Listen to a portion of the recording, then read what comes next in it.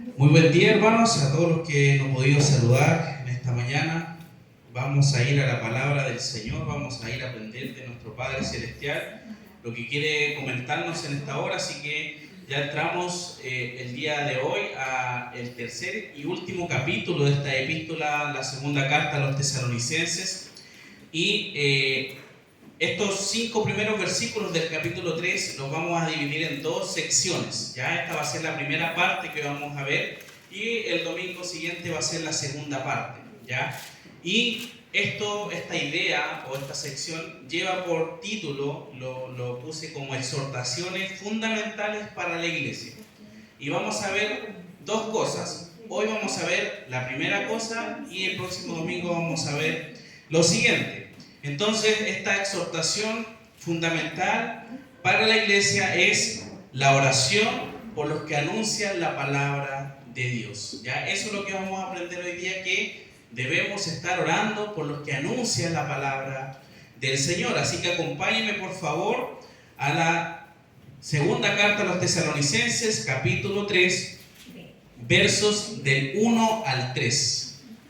Segunda Tesalonicenses, capítulo 3, versos del 1 al 3. Dice así la palabra del Señor: Por lo demás, hermanos, orad por nosotros, para que la palabra del Señor corra y sea glorificada, así como lo fue entre vosotros, y para que seamos librados de hombres perversos y malos, porque no es de todos la fe.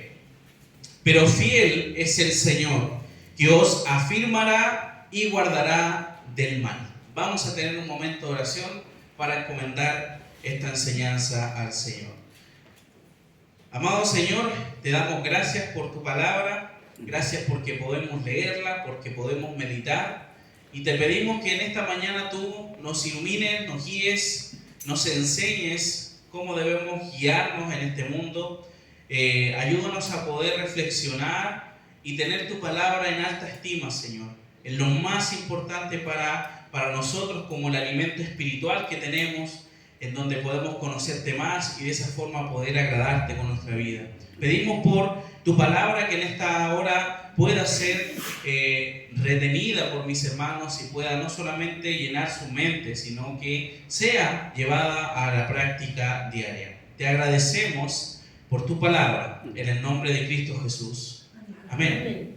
Entonces, mis hermanos, como les dije, lo que vamos a ver en esta primera parte es acerca de la importancia de la oración, ¿ya? Por los que anuncian la palabra del Señor.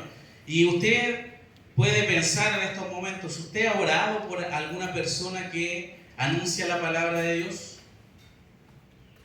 ¿O está usted orando por personas que anuncian la palabra del Señor?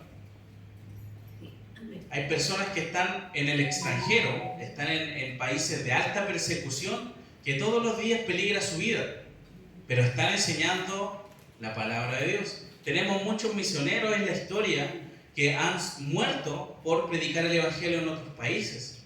Han sido realmente ejemplos muy grandes de misioneros que van, dejan su lugar, su comodidad y llegan a un lugar que muchas veces no tienen ni siquiera las necesidades más básicas, pero lo hacen por amor al Señor. Entonces nosotros debemos enfocarnos en eso, hermanos, en orar por los que anuncian la palabra de Dios, no solamente por los que estamos domingo a domingo acá, que también por supuesto es importante que usted ore para que la palabra del Señor sea entregada fielmente.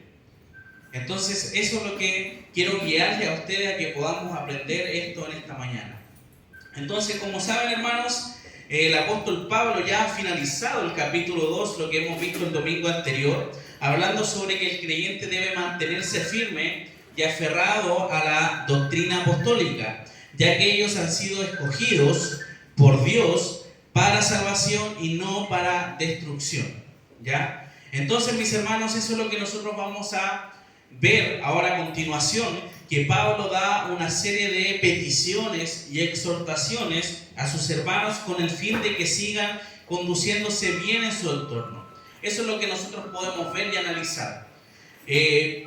Para que nosotros podamos entender, hermanos, por qué Pablo está anunciando esto, es porque él ya está finalizando su escrito. Por eso ya habló lo que tenía que hablar, ya les corrigió lo que tenía que corregirle, les anunció y les mostró varias cosas. Ahora él, esta última parte, se limita a pedir también por su ministerio, para que estén orando por ellos, y finalmente da otras exhortaciones que nos vamos a ver, por supuesto, más adelante. Entonces, hermanos, las exhortaciones fundamentales para la iglesia, y en esta primera parte vamos a ver que la oración por los que anuncian la palabra del Señor. Primeramente, el versículo 1 dice: por lo demás, hermanos, orad por nosotros, para que la palabra del Señor corra y sea glorificada. Pablo, ya queriendo dejar en claro, como les decía, todo lo que tenía que decir respecto a estas dudas o estos malentendidos que pasaban. Por eso Pablo escribe esta segunda carta. No la escribe porque quería seguir enseñándoles, sino la escribe para poder sacar de dudas muchas cosas que estaban pasando. ¿Y cuál era la duda y cuál era la situación que estaba pasando en Tesalónica? Hemos visto bastante en esos el primer y segundo capítulo, que ellos pensaban que estaban en el día del Señor, pero el día del Señor aún no ha llegado. Por tanto, Pablo tiene que escribir esta carta corrigiendo esas cosas. Entonces Pablo ya en el primer y segundo capítulo habló sobre eso, y ahora en esta última parte solicita a los hermanos que estén orando por sus viajes misioneros, por su ministerio. Si usted ha visto, y en todas las Biblias sale en la última parte, los viajes misioneros de Pablo, y usted puede maravillarse y ver cómo Pablo fue recorriendo no solamente una, sino que 2 o inclusive 3 veces pasó por algunas partes que ya había pasado. Y él lo hizo a través de barco, a través de ir caminando, no lo hizo en un vehículo, no lo hizo en un crucero, lo hizo porque en aquel tiempo, por supuesto, no había nada, pero lo hacía con el deseo de poder servir al Señor. Entonces vemos que esta carta también, esta solicitud de Pablo de estar orando por ellos, también lo dice en la primera carta, al final, en el versículo 25 de la primera carta a los Tesalonicenses, capítulo 5, dice: hermanos, orad por nosotros. Ya nuevamente le vuelve a repetir en esta segunda instancia que oren por ellos. Entonces vamos a ver, mis hermanos, que esta primera petición no es por bendición o a favor de algo personal. Pablo no está diciendo: oren, hermanos, para que me vaya bien, para que no tenga necesidad. No está diciendo que oren por eso, sino que para que la palabra del Señor corra y sea glorificada. Eso es lo que Pablo anhela en su vida. No anhela tener lujos, sino que anhela que la palabra que él está enseñando sea glorificada por las personas que reciben la palabra, escuchan de la palabra, que puedan vivir de acuerdo a lo que se les está enseñando. Entonces, que la palabra del Señor se extienda por la tierra y sea glorificado o admirado por las personas que le conozcan al Señor. Eso es lo que Pablo está pidiendo en esta primera instancia, la primera petición que hace de oración por él y su ministerio. Que la palabra del Señor corra. No quiere decir que va a salir corriendo, sino que se expanda, a eso se está refiriendo. Se expanda la palabra y sea glorificada, sea realmente bien recibida y que lleve también fruto, ¿ya? Que no sea tomada en vano, que no sea menospreciada, sino que sea, como dice, glorificada. Para que las personas conozcan el Evangelio, mis hermanos, y esto es algo que todo, en aquel tiempo y como en este tiempo también, debe anunciarse el Evangelio. ¿A través de qué? A través de la palabra de Dios. ¿Ya? La palabra de Dios es lo que nosotros exhortamos y anunciamos, y de esa forma las personas llegan a conocer al Señor, porque entienden lo que Cristo hizo por esas personas. Y es fundamental, mis hermanos, el ministerio de Pablo, en el cual iba a sus viajes predicando de Cristo. Pablo no iba haciendo otra cosa que hablando de Cristo a las personas. Imagínense, en todo momento Pablo posiblemente evangelizó a muchas personas en todo eso. Inclusive llegó ahí a Atenas y predicó acerca del Dios no conocido. Ahí tenían muchas exhibiciones de dioses, etcétera, pero había uno que era el Dios no conocido, y Pablo utilizó esa misma situación para hablar de Cristo. En todo contexto Pablo anunciaba el Evangelio. Su objetivo siempre fue hablar de Cristo lo que Cristo hizo en la cruz, hermanos. Eso es lo que anuncia, ese es el Evangelio, la buena noticia que hemos hablado anteriormente. Y que todos los que reciban el Evangelio pueden reconocer a Cristo como su Salvador. Eso es lo que se anuncia a través de la palabra del Señor. Acompáñenme por favor a Colosenses capítulo 1. Colosenses capítulo 1, versos 24 al 29. Y Pablo más o menos da aquí un resumen de su ministerio, para que nosotros entendamos más o menos por qué Pablo pide estas cosas. Colosenses capítulo 1,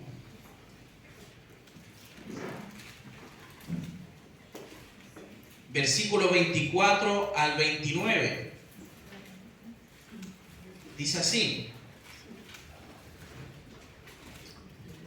ahora me gozo en lo que padezco por vosotros y cumplo en mi carne lo que falta de las aflicciones de Cristo por su cuerpo, que es la iglesia, de la cual, dice Pablo, fui hecho ministro según la administración de Dios que me fue dada para con vosotros, para que anuncie cumplidamente la palabra de Dios, el misterio que había estado oculto desde los siglos y edades, pero que ahora ha sido manifestado a sus santos, a quienes Dios quiso dar a conocer las riquezas de la gloria de este misterio entre los gentiles, que es Cristo en vosotros, la esperanza de gloria, a quien anunciamos, dice Pablo, amonestando a todo hombre y enseñando a todo hombre en toda sabiduría, a fin de presentar perfecto en Cristo Jesús a todo hombre. Por lo cual también trabajo, dice Pablo. Ese es el ministerio, ese es el trabajo de Pablo: anunciar de Cristo y presentar perfecto en Cristo Jesús a todo hombre, luchando según la potencia de Él, la cual actúa poderosamente en mí. Eso es lo que Pablo hace en su ministerio. Eso es lo que Pablo se dedicaba a hacer: enseñar del Evangelio. Y una persona no solamente anuncia el Evangelio y queda listo, es decir, ya está salvado, puede volver a hacer su vida normal. No, ese es el comienzo de una nueva vida, en donde tiene que seguir adquiriendo y conociendo a quien le salvó en la cruz. Eso es lo que nosotros hacemos siempre. Ese es el deber de cada creyente: seguir conociendo de mejor manera a la persona que nos salvó en la cruz. Porque muchas veces desconocemos quién es Jesús, quién es Dios. Sabemos lo que Él hizo en la cruz, sí, pero no sabemos cómo es Él, cómo actúa.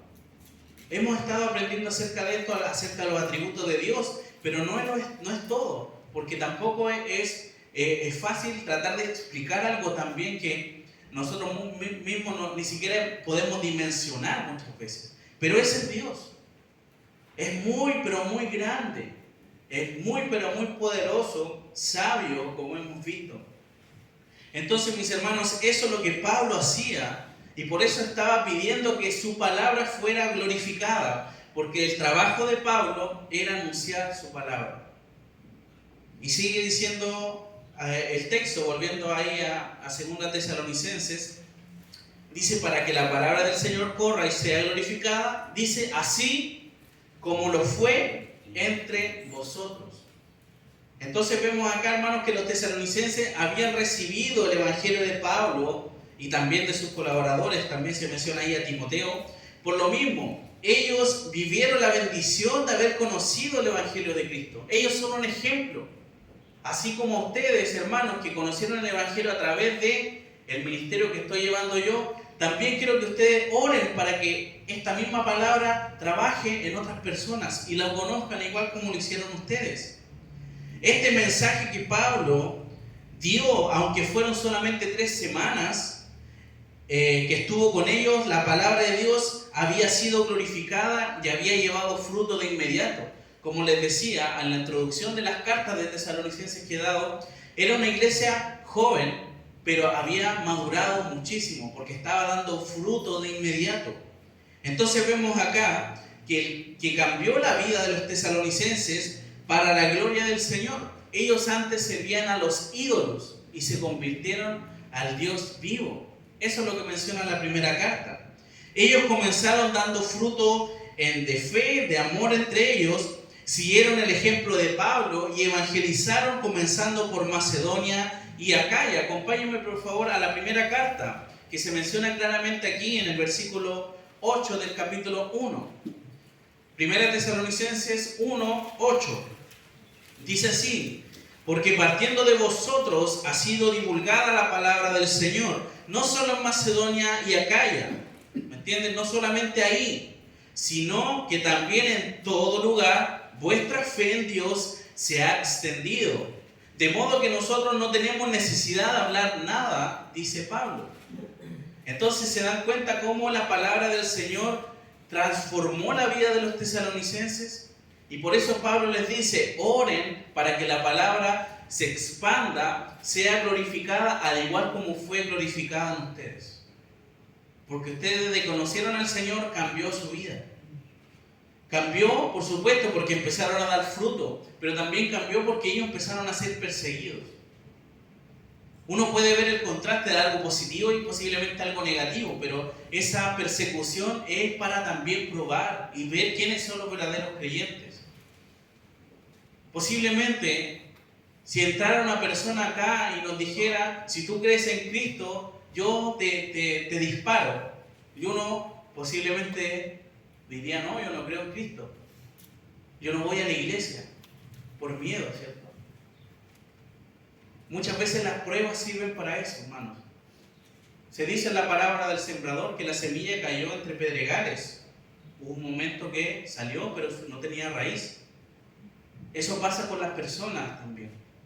De que ellos llegan a la iglesia, llegan a un momento súper bien, pero llega un momento en donde se apartan, viene una situación difícil y no hay forma de que ellos vuelvan al Señor. Entonces eso pasa, hermanos, cuando no hay una perseverancia. Dice el versículo 2, volviendo a la segunda carta de Tesalonicenses, capítulo 3, versículo 2, dice: y para que seamos librados de hombres perversos y malos, porque no es de todos la fe. No es de todos la fe. Entonces, hermanos, esta segunda petición, primeramente vimos que la primera petición era orar por nosotros, dice, orar por los misioneros que estaban llevando a cabo la enseñanza del Evangelio, para que la palabra se expandiera y fuera glorificada. Ahora esta segunda petición dice: y para que seamos librados de hombres perversos y malos, ¿ya? Entonces vemos acá que Pablo pide también por protección, ya que circulaban alrededor de Pablo también otros hombres que se oponían al Señor y a su evangelio y perseguían a los mensajeros. Esto Pablo los califica como perversos. Esta palabra perverso se refiere a injuriosos, a injustos. Además también los señala como hombres malos.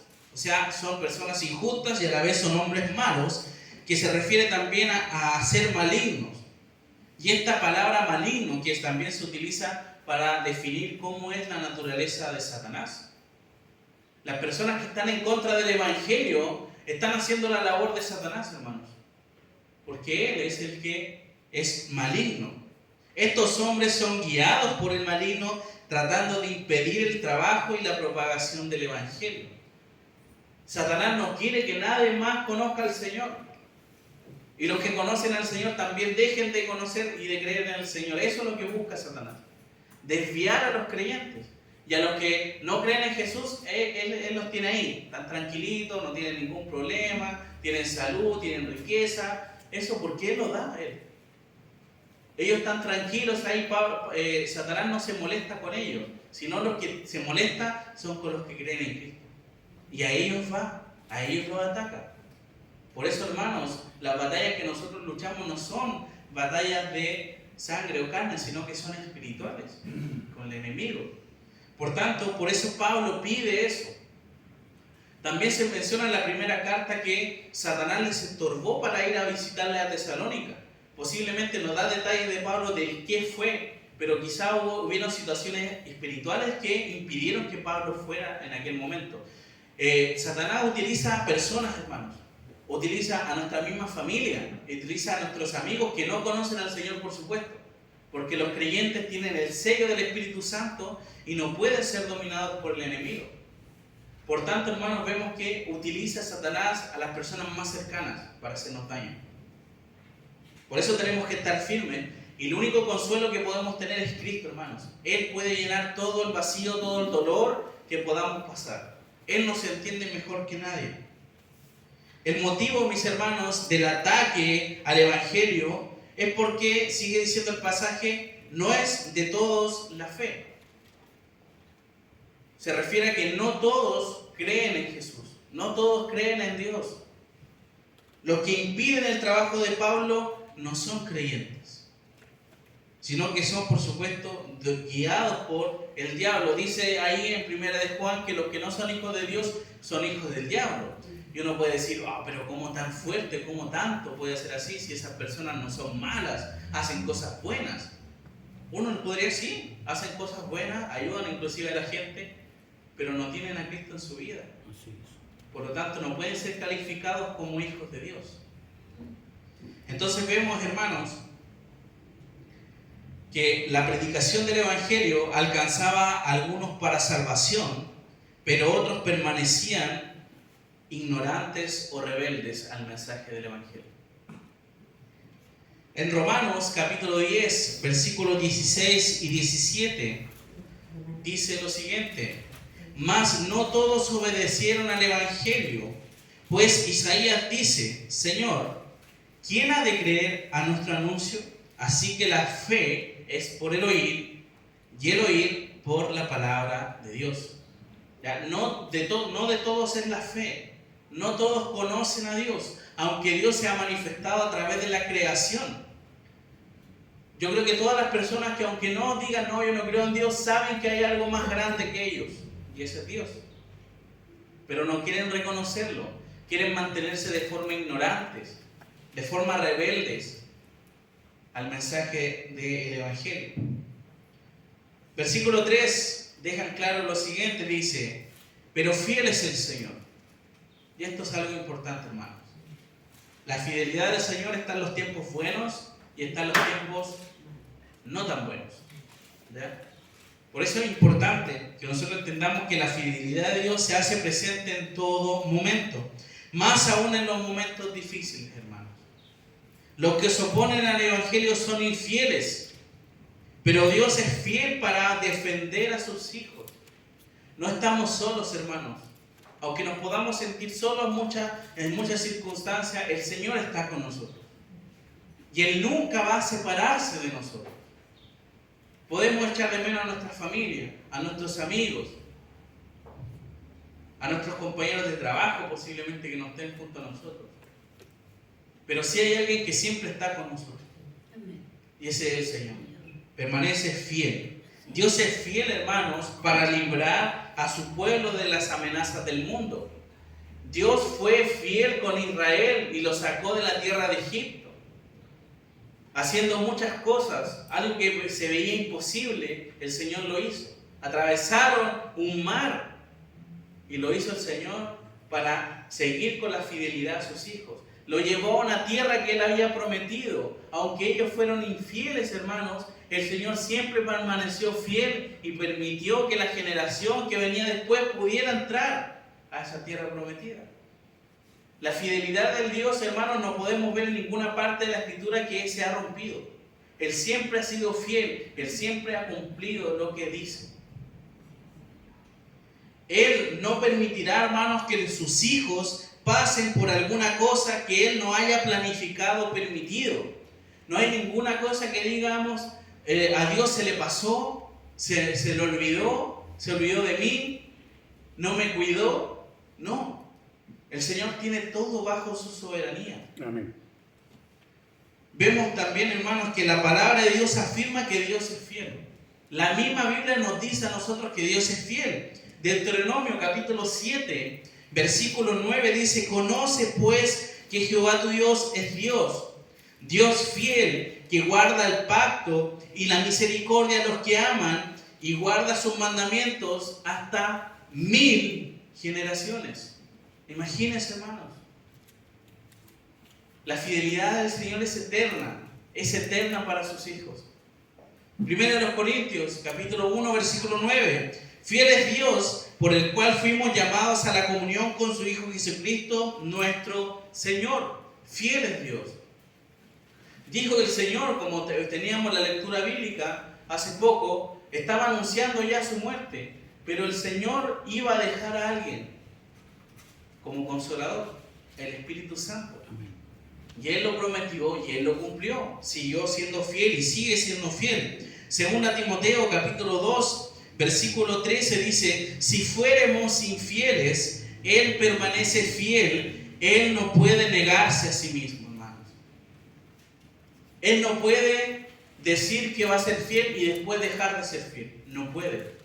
Porque su naturaleza es ser bueno, ser fiel, ser correcto, ser recto, ser justo. Ese es Dios.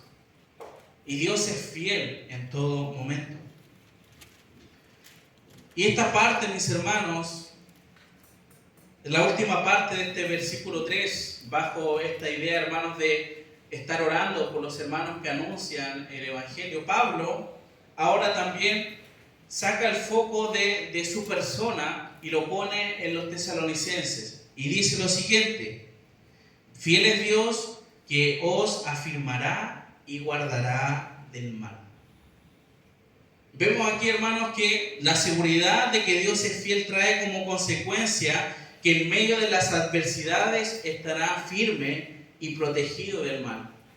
El creyente lo va a hacer. El Señor les afirmará, se refiere acá a fortalecer. El Señor les va a fortalecer ante todas las adversidades que puedan sufrir por causa de vivir por Cristo. Posiblemente nosotros digamos: pero entonces, ¿por qué sufre tanta gente por Cristo? ¿Y por qué Dios no lo saca de ese lugar? Dios tiene prometido para esas personas un futuro glorioso, pero no aquí, sino junto a Él. Esa es la esperanza que tenemos nosotros.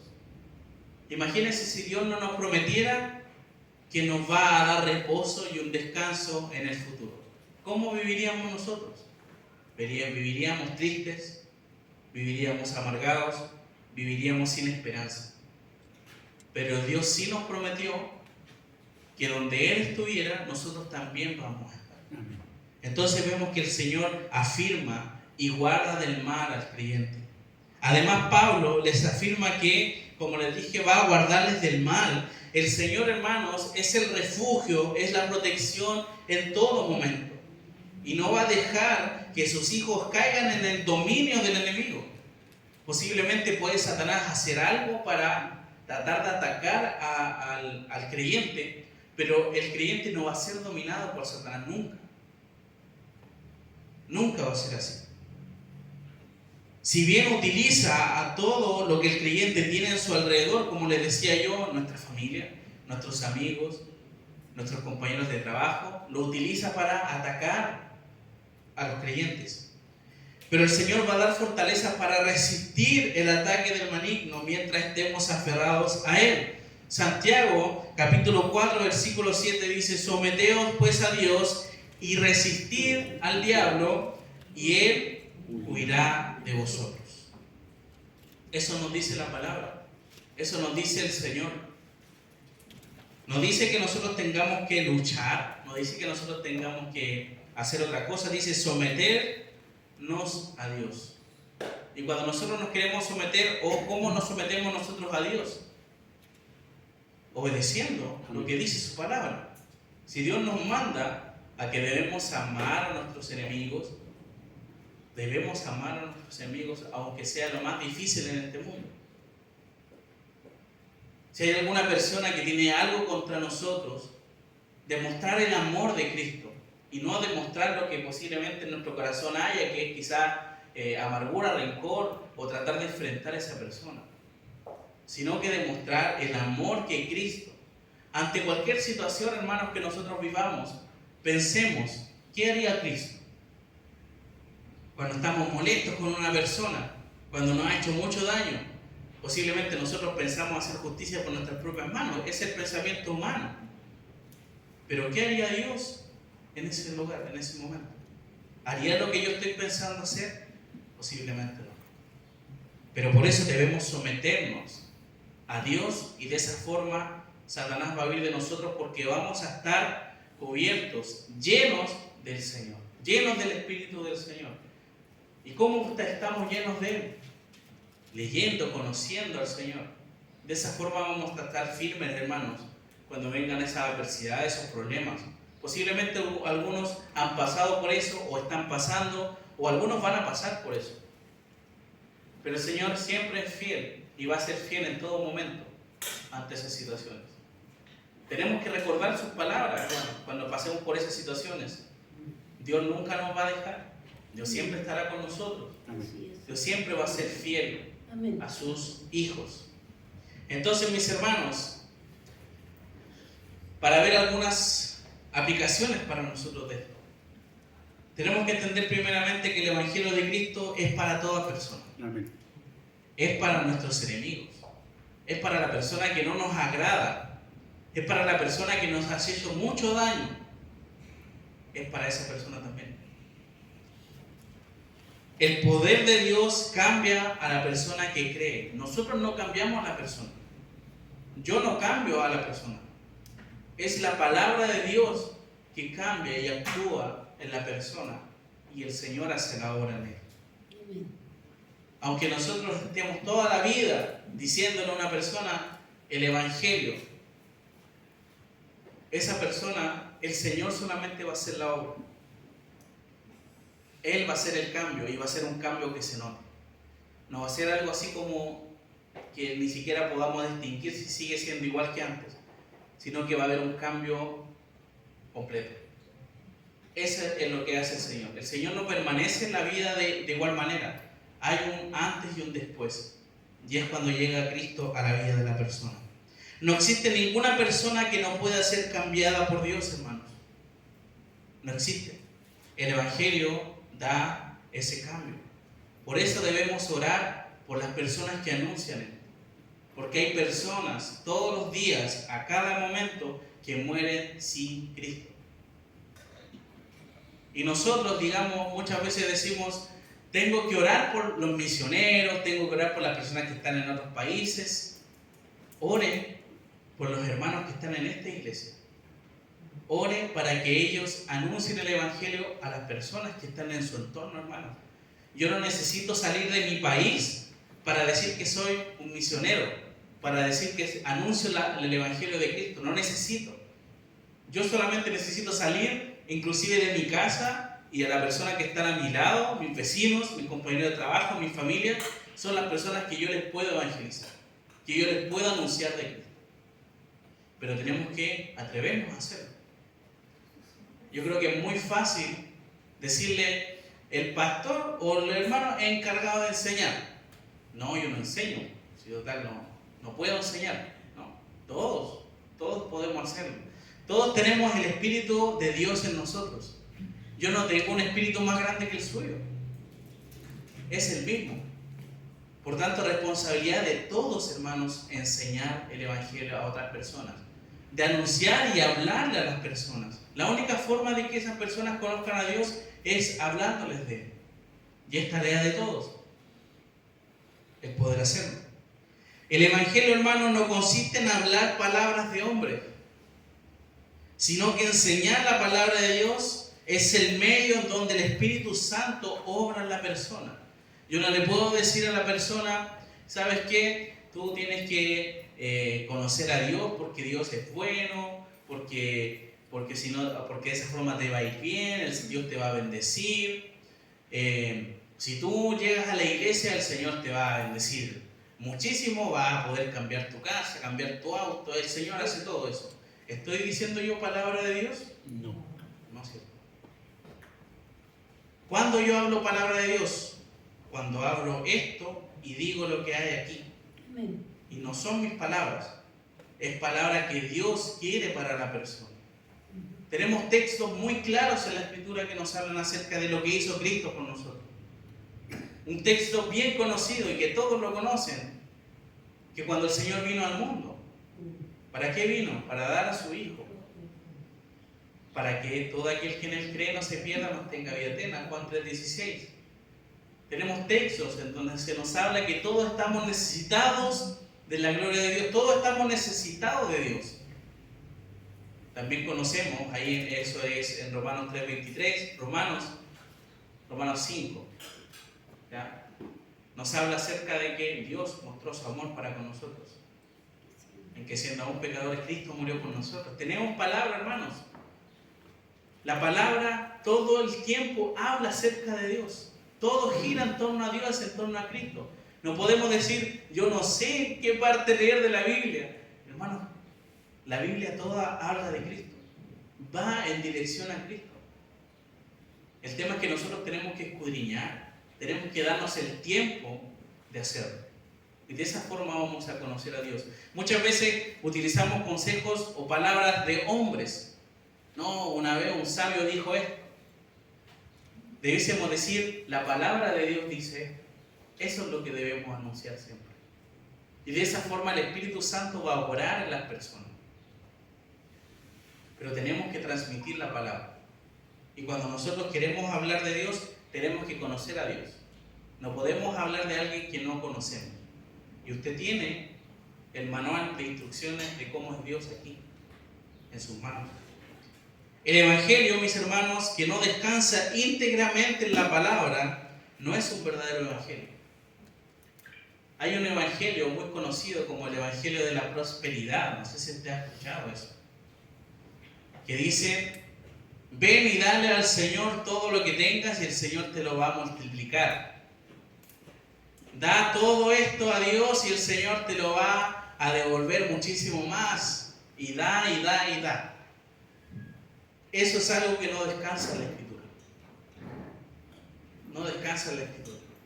Cuando nosotros decimos algo por que suene bonito, pero no está en la Escritura, no es la palabra de Dios. Muchas veces tratamos de mociar la palabra, pero al final perjudicamos la palabra porque no la decimos como es. Por eso, hermanos, es importante que usted entienda que el único evangelio que tenemos está en la Escritura y sale de la Escritura. No sale de un pensamiento de un hombre, de una persona. Es lo que Dios dice.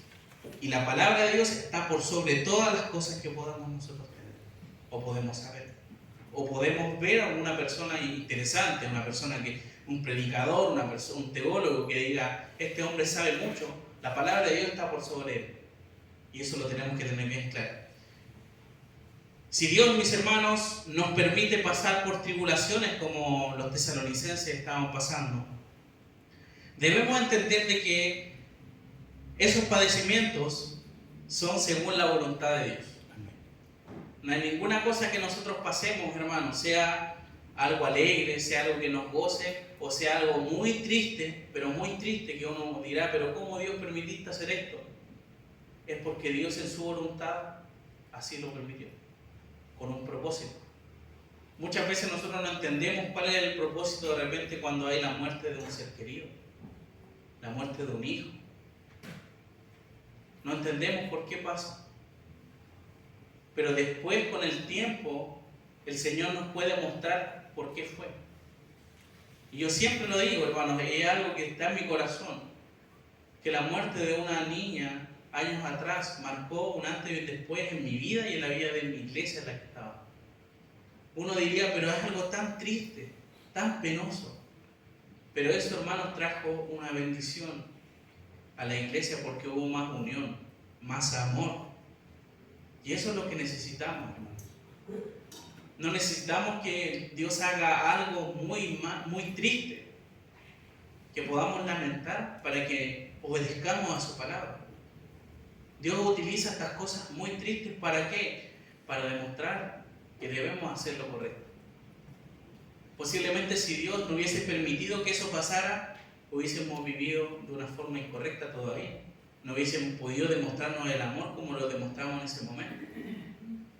Por eso, hermanos, Dios, si nos permite pasar por tribulación, por tristeza, por angustia, debemos entender de que padecemos según la voluntad de Dios. Ya Él nada se le escapa. Finalmente, hermanos, el Señor no dejará que sus hijos sean dominados por Satanás. El creyente puede caer en algunas situaciones que Satanás ponga, pero esa persona no es dominada por él y no es controlada por él en su vida. Y me explico con esto. La Escritura dice que, como le vuelvo a repetir, el que no es hijo de Dios es hijo del diablo. No se refiere a las personas que dicen, no, si yo creo en Dios. Entonces es una hija de Dios o un hijo de Dios. Yo creo en Dios. Pero yo creo en Dios a mi manera. Y uno dirá, pero ¿cómo es eso a su manera? Y hay muchas personas que dicen, yo creo en Dios. Hay muchas personas que nos pueden preguntar en la calle, ¿usted cree en Dios? Sí. ¿Y lo conoce? No. ¿Usted cree en Dios? Sí. ¿Pero le obedece lo que dice su palabra? No. Entonces, ¿esa persona es un hijo de Dios? No. Muchos dicen creer, hermanos. Muchos dirán en aquel momento, Señor, Señor, hice esto. En tu nombre yo hice aquello. ¿Y qué va a pasar? El Señor dice, no los conozco. Imagínense, hermanos, cómo es. Por eso es importante que nosotros entendamos que las personas que se relacionan con el Señor, estudian su palabra, se dedican tiempo a hacerlo, están representando a Cristo en la tierra. Están reflejando, los que se congregan es un claro ejemplo de los que buscan al Señor. Las personas que hoy en día no están, hay algunos hermanos que por temas personales no están, pero hay personas que posiblemente estuvieron años atrás y hoy en día no están. Posiblemente no conocieron al Señor nunca. Porque el creyente no vuelve atrás, sino que el creyente sigue hacia adelante, perseverando en el Señor. El creyente no mira atrás, hermanos. El creyente sigue adelante con la ayuda del Señor. Y es nuestra labor el poder hablar del Evangelio posiblemente a las personas que estuvieron en algún momento aquí. Que nosotros posiblemente de cariño le llamamos hermanos, pero nunca posiblemente han sido hermanos. Por eso no debemos callar. Por eso el Evangelio es tan importante, hermanos, transmitirlo adentro de la iglesia como fuera de la iglesia, a todos. Todos necesitamos conocer lo que Cristo hizo en nuestras vidas y cómo debemos representar a Cristo. La labor no solamente es creer en Cristo y arrepentirme por mis pecados y está todo listo, soy feliz, no tengo ninguna angustia, ahora puedo vivir mi vida como yo quiera, no. Yo creo en Cristo, me arrepiento por mis pecados y ahora ya no vivo yo, Cristo vive en mí. Y ahora le obedezco a Él y le quiero agradar en lo que yo hago. Lo que dice la palabra de Dios, hermanos, no es algo que sea gravoso. La palabra dice que en Juan 5, el Evangelio de Juan, capítulo 5, dice que sus mandamientos no son gravosos. Es decir, no son una carga, no son un pesar. Los mandamientos de Dios son para el bien nuestro, hermanos. Son para el bien nuestro. Nos hacen mucho mejores creyentes si obedeciésemos a esas cosas solamente. Entonces, mis hermanos, eso es lo que yo quiero transmitir y hemos podido transmitir en esta hora. La oración por los que anuncian la palabra de Dios. Y eso no solamente piensen en las personas que están afuera hablando del Evangelio, sino que piensen en usted mismo, en la persona que está a su lado. Esa persona también, todos los que somos hijos de Dios, debiésemos anunciar el Evangelio. Todos somos heraldos, debiésemos ser heraldos de Dios. Replicar lo que el Rey, el Señor de señores nos dice. Eso es un heraldo. Él replicaba el mensaje del Rey a las personas, tal cual como se lo decía. Y eso debiésemos ser nosotros acá en la tierra. Sin añadiduras. Solamente la palabra de Dios. Y hablémosla conociendo a Dios. Y ese es el compromiso y la labor que tenemos nosotros. De buscar a Dios en todo momento.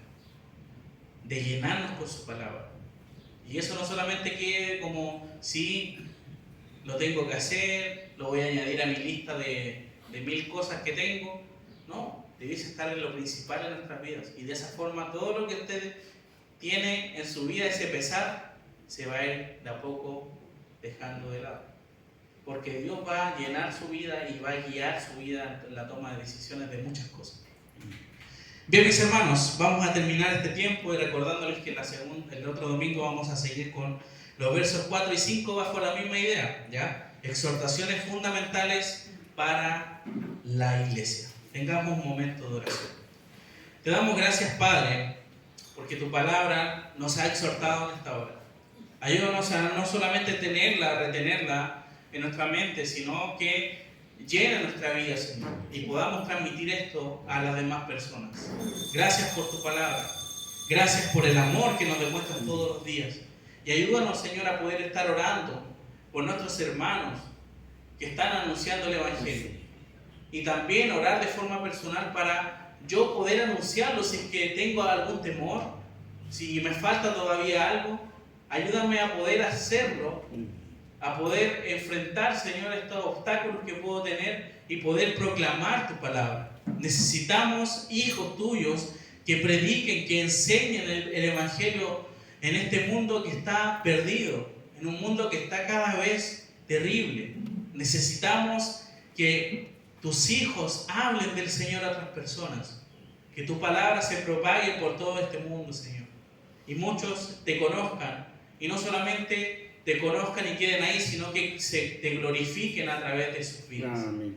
Ayúdanos como iglesia local a poder glorificarte, Padre. Necesitamos demostrar que somos tus hijos a nuestra comunidad.